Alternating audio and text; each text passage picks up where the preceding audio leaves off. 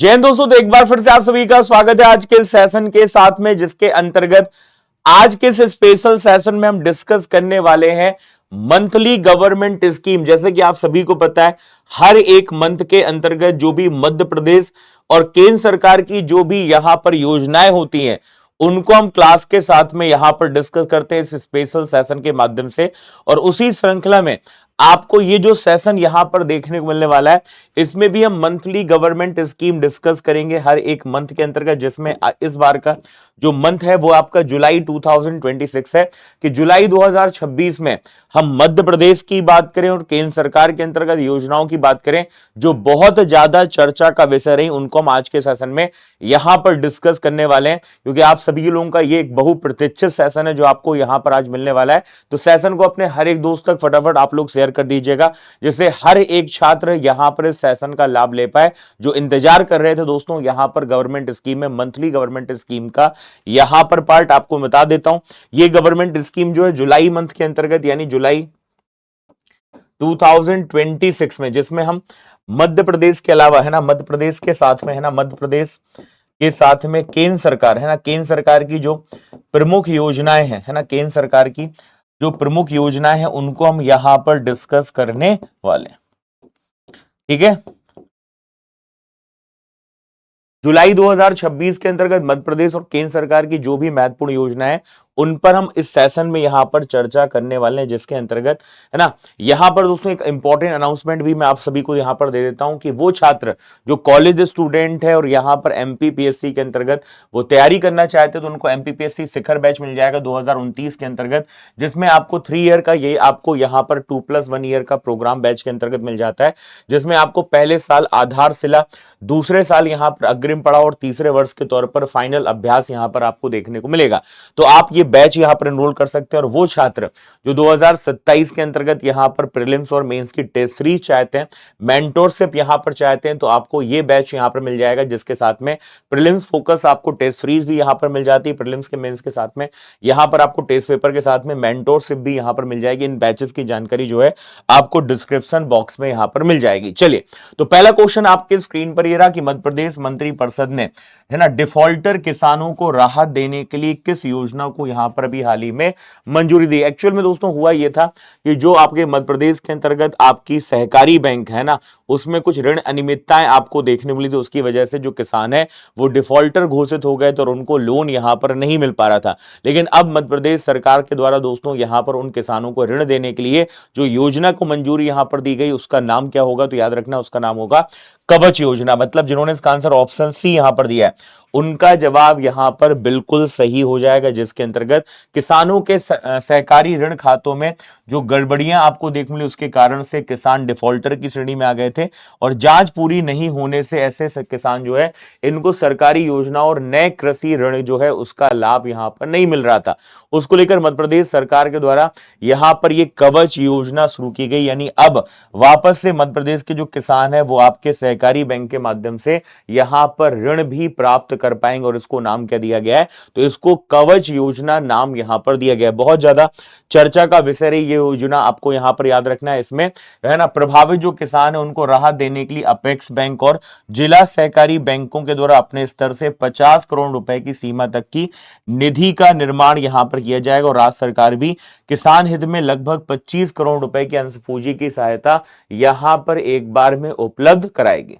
ठीक है, तो याद रखना इसको नाम क्या दिया गया है, तो कवच योजना यहां पर नाम दिया गया है। अगला नाम आता है दोस्तों एआई आधारित है ना मिशन बुनियाद, जिसके माध्यम से बोला गया है कि आपके मध्य प्रदेश के अंतर्गत हम बात करें तो मध्य प्रदेश के अंतर्गत है ना वो स्टूडेंट जो 8वीं क्लास से लेकर 11वीं क्लास की हम बात करें है ना, 11वीं क्लास की बात करें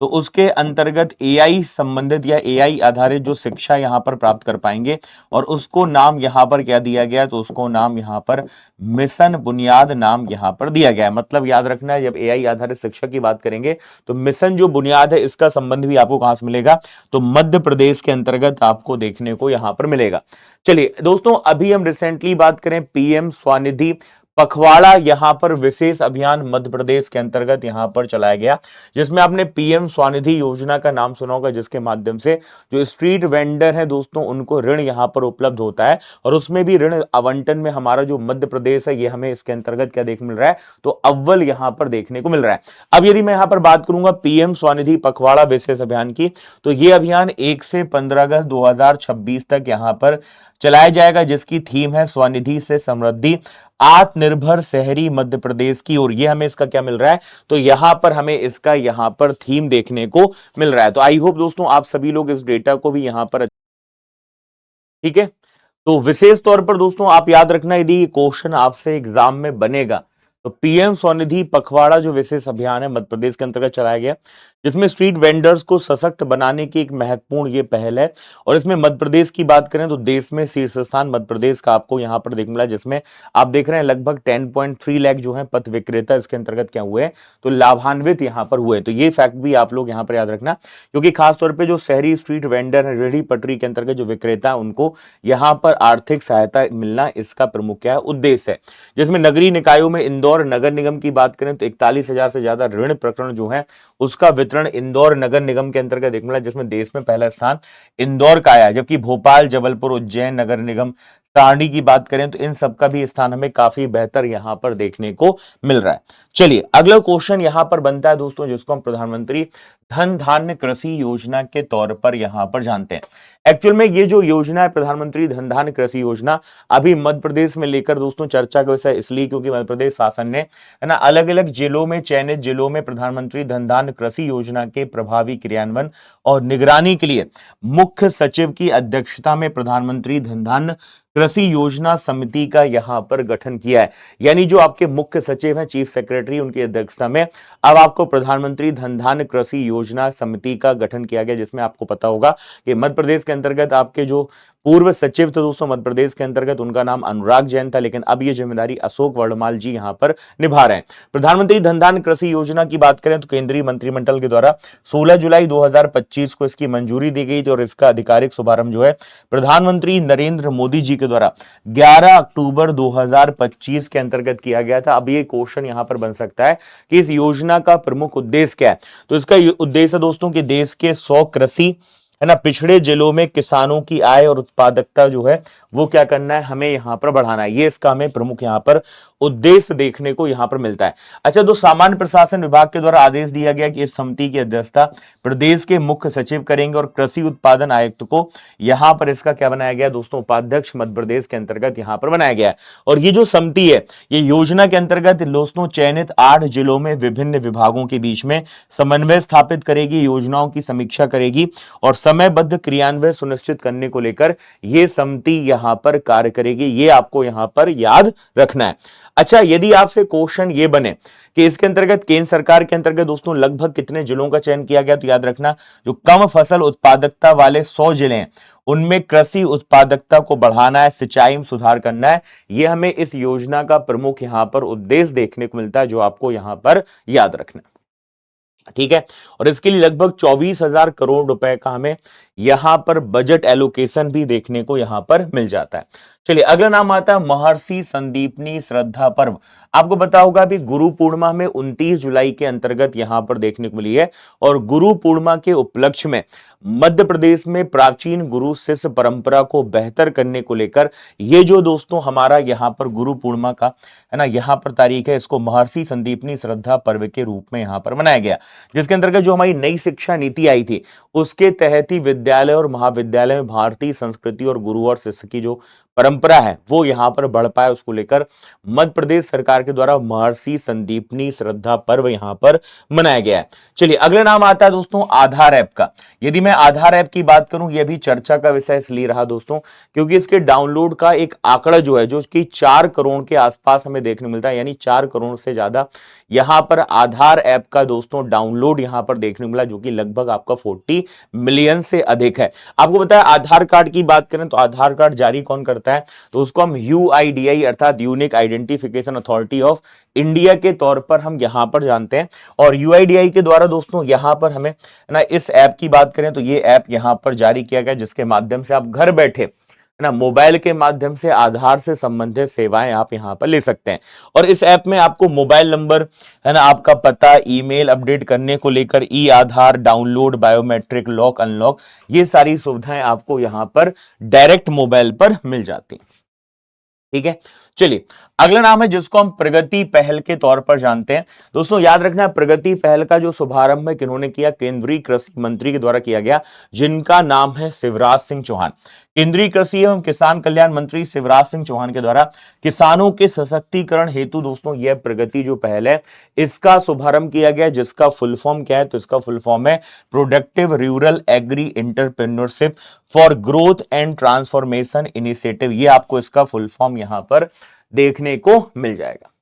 ठीक है, ये इसका क्या है, ये इसका फुल फॉर्म है। और 7 जुलाई 2026 वो तारीख है जब इस योजना का शुभारंभ हमें देखने को यहां पर मिला था। ये क्या है, उसकी तारीख है। अब आखिर ये प्रगति पहल है क्या, तो प्रगति पहल का उद्देश्य है कि ग्रामीण युवाओं को कृषि उद्यमी बनाया जाए और लगभग देश के 20 लाख छोटे और सीमांत किसानों की जो आय है वो यहां पर बढ़ पाए। इसको लेकर हमें दोस्तों किसका नाम मिलता है, तो प्रगति पहल का हमें नाम मिल जाता है, जिसमें खास तौर पे देश के ग्रामीण क्षेत्रों में 20,000 नए ग्रामीण युवाओं को कुशल कृषि उद्यमी के रूप में यहां पर क्या करना है, प्रशिक्षित करना है। ये किसका उद्देश्य है, तो ये प्रगति पहल का हमें उद्देश्य यहां पर देखने को मिल रहा है। और इसके साथ ही साथ जो छोटे भारतीय किसान हैं उनकी शुद्ध आय में भी 30% तक की क्या हो पाए, बढ़ोतरी यहां पर हो पाए। तो याद रखना ये केंद्र सरकार के अंतर्गत योजना जो काफी ज्यादा भी चर्चा का विषय हमें देखने को यहां पर मिली थी। दोस्तों आप सभी लोग एक बार सेशन को लाइक और शेयर जरूर कर दीजिएगा, अपने हर दोस्त तक क्लासेस की जानकारी, यहां पर सेशन की जानकारी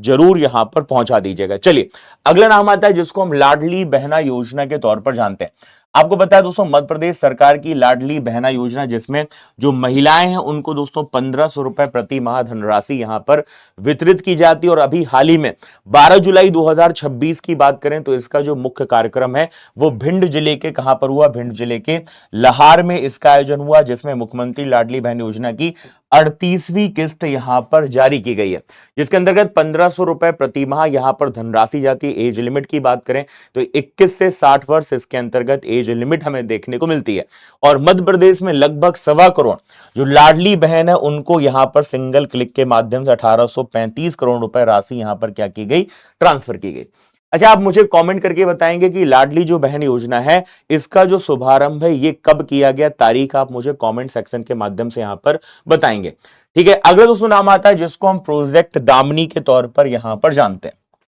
क्या है प्रोजेक्ट दामिनी और इसका संबंध कहां से मिलेगा, तो इसका संबंध नर्मदापुरम से मिलेगा, क्योंकि नर्मदापुरम से इसका शुभारंभ किया गया। खासतौर पे दोस्तों आकाशीय जो बिजली है उससे जो घटनाएं होती, जनहानि होती, उसको रोकने के लिए प्रोजेक्ट दामिनी यहां पर शुरू की गई है, जिसके माध्यम से दोस्तों इस ऐप के माध्यम से लगभग 20 से 40 किलोमीटर के दायरे में जो बिजली गिरने की सटीक चेतावनी है वो लगभग 30 से 40 मिनट पहले ही पता चल जाती है ना। इसको लेकर नाम किसका आ रहा है, तो याद रखना प्रोजेक्ट दामिनी का नाम आता है। और इसका जो शुभारंभ किया गया, कहां से किया गया, तो इसका शुभारंभ नर्मदापुरम से किया गया, ये आपको यहां पर याद रखना है। चलिए अगला क्वेश्चन है, हाल ही में दिल्ली सरकार के द्वारा शुरू की गई दोस्तों दिल्ली लक्ष्मी योजना के तहत पात्र महिलाओं को प्रतिमाह कितनी आर्थिक सहायता दी जाएगी। याद रखना दोस्तों ये जो हमें योजना देखने मिलती कहां पर है, तो दिल्ली के अंतर्गत, जिसमें 2500 रुपए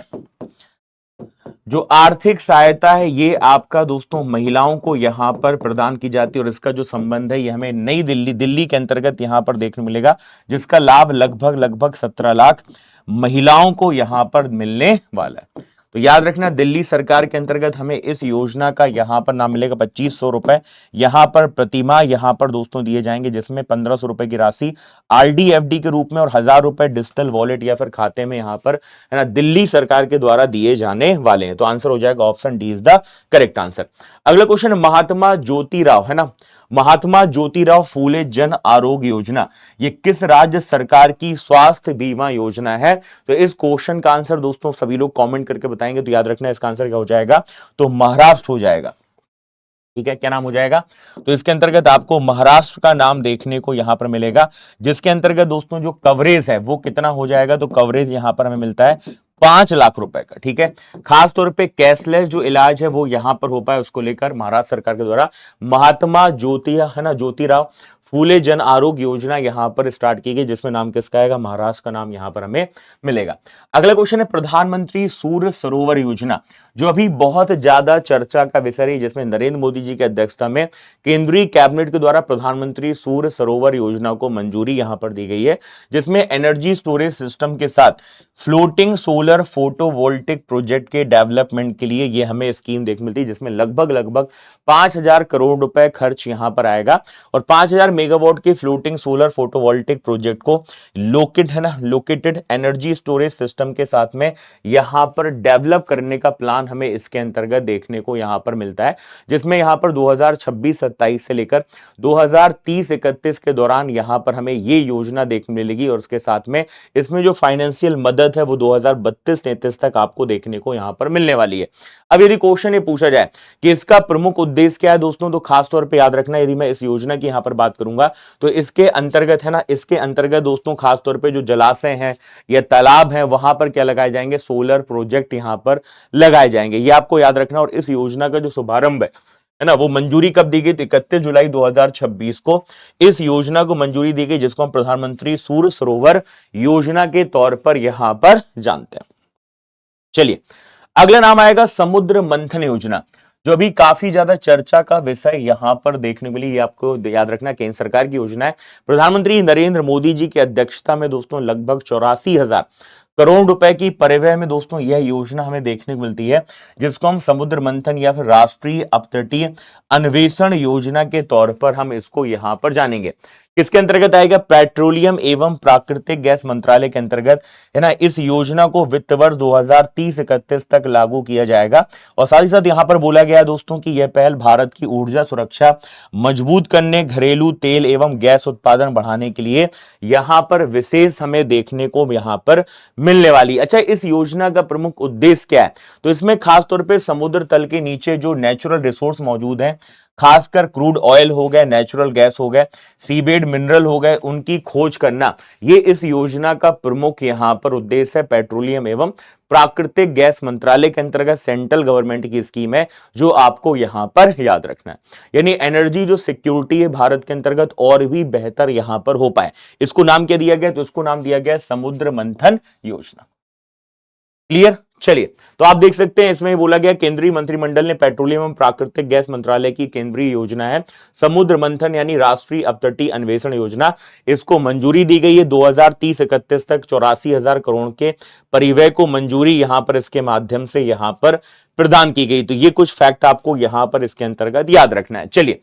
अगले सो नाम आता है प्रधानमंत्री किसान सम्मान निधि योजना। अच्छा, ये चर्चा का विषय इसलिए दोस्तों क्योंकि इस योजना को बात करें तो 2026-27 से 2030-31 तक यानी अगले 5 वर्षों के लिए जारी रखने को लेकर मंजूरी यहां पर प्रदान कर दी गई, जिसको हम प्रधानमंत्री किसान सम्मान निधि योजना के तौर पर यहां पर जानते हैं। ये बहुत इंपॉर्टेंट फैक्ट है जो आपको यहां पर जरूर याद रखना है, जिसमें आपको पता है कि प्रधानमंत्री किसान सम्मान निधि योजना के अंतर्गत जो किसान है दोस्तों उनको 6,000 रुपए की यहां पर दोस्तों है ना सालाना में यहां पर धनराशि प्रोवाइड की जाती है। ये आपको यहां पर याद रखना है,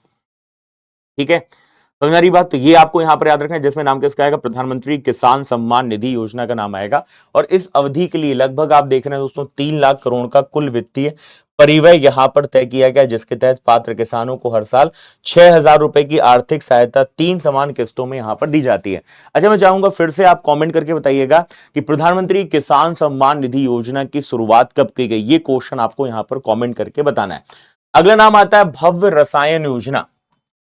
भव्य रसायन योजना यहां पर क्या है, केंद्र सरकार की योजना है दोस्तों, जिसको हम भारत औद्योगिक विकास योजना रसायन के तौर पर यहां पर जानेंगे।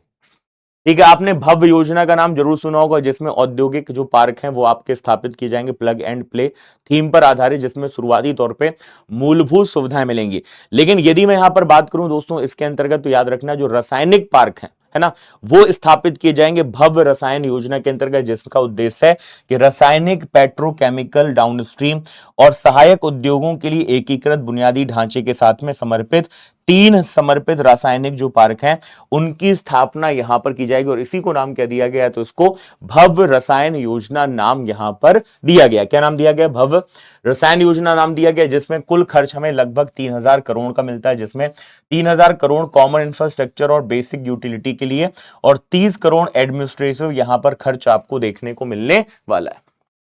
जिसमें केंद्र सरकार पार्क के लिए 1000 करोड़ रुपए देगा, जिसमें संबंधित राज्य सरकार का कम से कम 500 करोड़ रुपए का योगदान इसके अंतर्गत यहां पर शामिल होगा। और ये अगले 5 वर्षों में 2026-27 से वित्त वर्ष 2030-31 तक दोस्तों यहां पर आपको देखने को मिलने वाली है। चलिए अगला नाम आता है मुख्यमंत्री शिक्षक कैशलेस चिकित्सा योजना। यदि मैं इस योजना की बात करूं दोस्तों, याद रखना उत्तर प्रदेश सरकार का नाम हमें इस योजना के अंतर्गत मिलता है मुख्यमंत्री शिक्षक कैशलेस चिकित्सा योजना में, जिसमें जुलाई 2026 में शिक्षक और शिक्षणेतर कर्मचारियों के लिए मुख्यमंत्री शिक्षक कैशलेस चिकित्सा योजना का शुभारंभ किया गया है ना, उत्तर प्रदेश के मुख्यमंत्री योगी आदित्यनाथ जी के द्वारा, जिनके द्वारा ये बोला गया इस योजना के अंतर्गत 15 लाख से अधिक शिक्षक और उनके आश्रित परिवारों को सरकारी एवं सूचीबद्ध निजी अस्पतालों में प्रति वर्ष 5 लाख रुपए तक का कैशलेस इलाज यहां पर मिलेगा, जिसको लेकर मुख्यमंत्री शिक्षक कैशलेस चिकित्सा योजना का आपको यहां पर नाम याद रखना है। चलिए अगला क्वेश्चन बनता है दोस्तों, वीबी जीराम जी विकसित भारत गारंटी फॉर रोजगार एंड आजीविका मिशन ग्रामीण, जिसको हम पहले मनरेगा के तौर पर जानते थे, अब आपसे पूछ रहा है पूरे भारत में कब से इसको लागू किया गया, 1 जुलाई 2026 के अंतर्गत आपको इसका नाम यहां पर याद रखना है। अब जो वीबी जीराम जी, इसके तहत प्रत्येक पात्र ग्रामीण परिवारों को अब कितने दिनों का रोजगार यहां पर मिलेगा, जैसे मनरेगा के अंतर्गत 100 दिन का रोजगार था, अब ये बढ़ाकर कितना हो गया है, तो ये 125 दिन यहां पर कर दिया गया है। लेकिन इसका जो शुभारंभ है वो कहां से किया गया, तो याद रखना 2 जुलाई 2026 का नाम आएगा। 2 जुलाई 2026 में राज्य के किस राज्य के अंतर्गत, किस जिले के, मुक्कावरीपल्ली गांव से दोस्तों इसका हमें संबंध देखने को मिलता है। तो याद रखना दोस्तों ये डेटा भी आपके लिए इंपॉर्टेंट है, जिसमें तिरुपति आंध्र प्रदेश का नाम यहां पर आपको मिलेगा, ये आपको याद रखना है, ठीक है। तो वीबी जीराम जी का फुल फॉर्म क्या हो जाएगा, विकसित भारत गारंटी फॉर रोजगार एवं आजीविका मिशन ग्रामीण अधिनियम कौन सा, 2025 का। शुभारंभ कब हुआ दोस्तों, 2 जुलाई 2026 के अंतर्गत, है ना। यहां पर इसका नाम आता है आंध्र प्रदेश के तिरुपति जिले के, है ना, ओबुलवरीपल्ली मंडल के मुक्कावरीपल्ली, ठीक है, मुक्कावरीपल्ली गांव से इसका शुभारंभ किया गया और उसमें 100 दिन की बजाय दोस्तों 125 दिन का रोजगार की गारंटी मिलती है। और सबसे अच्छी बात कि इसमें जो दैनिक मजदूरी वो लगभग 300 रुपए यहां पर तय की गई, जिसमें राष्ट्रीय औसत मजदूरी बढ़कर लगभग कितनी है, तो 327 रुपए लगभग आप देख रहे हैं 327.4, है ना, ये रुपए आपको प्रतिदिन यहां पर देखने को मिल रही है, जिसको अब हम वीबी जीराम जी के तौर पर जानते हैं। पहले मनरेगा के अंतर्गत आपको एक्ट भी पता होगा, जो एक्ट आपका कब आया था, 2005 के अंतर्गत यहां पर आया था, ठीक है। सरकार ने नई ग्रामीण रोजगार योजना के तहत मजदूरी दरों में औसतन लगभग 28.6 रुपए प्रतिदिन की बढ़ोतरी भी यहां पर की है, जिसमें दैनिक मजदूरी अब 298.8 रुपए से बढ़कर कितनी हो गई, 327.4 आपको देखने को मिल रही। बाकी स्टेट में वेरिएशन आपको अलग अलग देखने को यहां पर मिल जाएगा,